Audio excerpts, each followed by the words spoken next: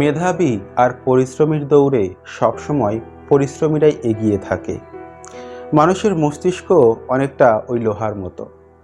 লোহা যেমন এক জায়গায় অনেকদিন ফেলে রাখলে তাতে মরিচা পড়ে যায়, মানুষের মস্তিষ্ক ওই রকম, কাজে না লাগালে তাতে মরিচা পড়ে যায়।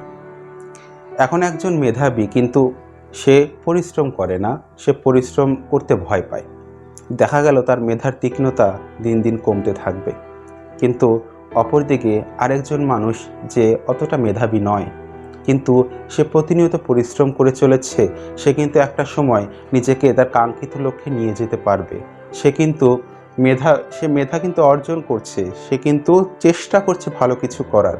আর প্রকৃত পরিশ্রমীরা কখনোই হারে না, কখনোই ঠকে না।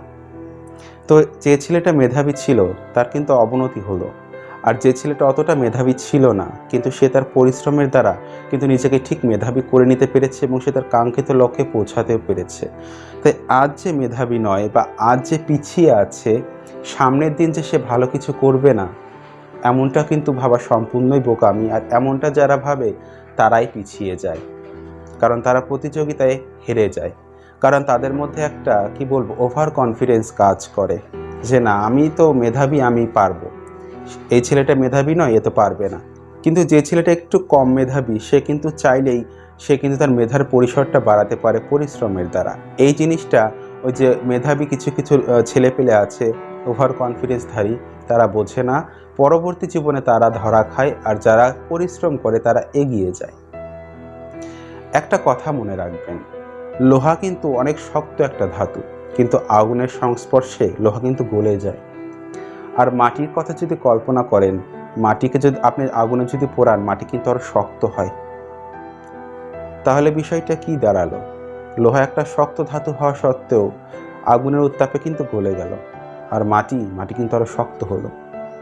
তো মাটিকে দেখে বা ওই কম মেধাবী মানুষটাকে দেখে তুচ্ছ তাচ্ছিল্য করা বা হেয় প্রতিপন্ন করার কোনো মানেই হয় না।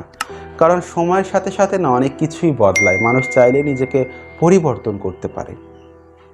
তাই হোক সে কম মেধাবী, কিন্তু সময়ের সাথে সে নিজেকে একটা ভালো জায়গায় নিয়ে যেতে পারে পরিশ্রমের দ্বারা। তো এই বিষয়গুলো বুঝতে হবে। এখন অনেকেই বলে যে আমার পড়তে ভালো লাগে না। তো এখানে একটা বিষয় আছে, একটা মানুষ যদি অসুস্থ হয় শারীরিক বা মানসিকভাবে, তার পড়তে খারাপ লাগবে, এমনটাই স্বাভাবিক। তো সবার আগে তার এই অসুস্থতাটা সারিয়ে তুলতে হবে। কারণ একটা জিনিস মাথায় রাখবেন, সেটা হচ্ছে অর্থ। এই জিনিসটা কিন্তু আসবে যাবে, কিন্তু স্বাস্থ্য যদি একবার ভেঙে যায়, স্বাস্থ্য মানুষের কিন্তু অনেক মহামূল্যবান একটা সম্পদ। আপনার স্বাস্থ্য ভালো না থাকলে আপনার কিছুই করতে ভালো লাগবে না।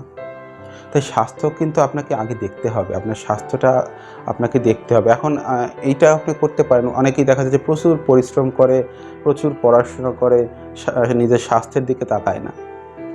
তো দেখা গেল আপনি আপনার কাঙ্ক্ষিত লক্ষ্যে পৌঁছেও গেলেন, কিন্তু কিছুদিন পর দেখা গেল আপনার স্বাস্থ্য ভেঙে পড়লো।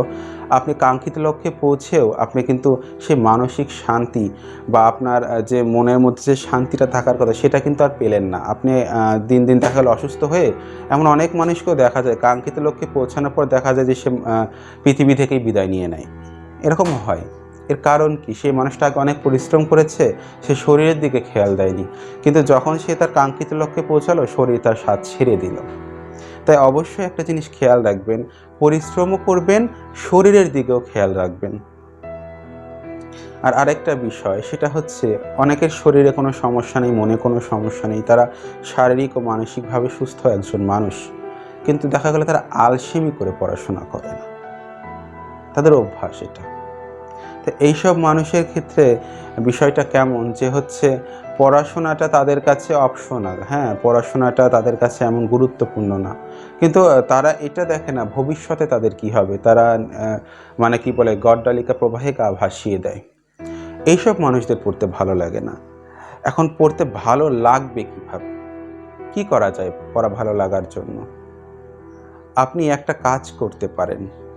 আপনি যদি আপনার পরিবারের দিকে একটু তাকান, আপনার বাবার দিকে একটু তাকান, যে মানুষটা আপনার জন্য নিজের সুখ স্বাচ্ছন্দ্য ত্যাগ করেছে, আপনার ভালোর জন্য নিজের ভালোর চিন্তা বাদ দিয়ে দিয়েছে, সারা জীবন আপনার জন্য পরিশ্রম করে গেছে। দিন শেষে যদি সে আপনার থেকে কিছু না পায়, তার মানে কি আপনি কি তাকে ঠকালেন না?